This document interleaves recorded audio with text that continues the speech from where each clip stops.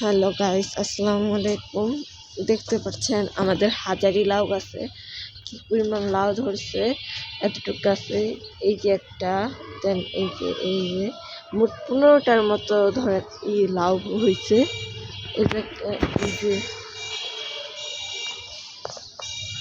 গাছটা কিন্তু অনেক ছোট, কিন্তু আমরা খুব তাড়াতাড়ি ফলন করতে পারছি।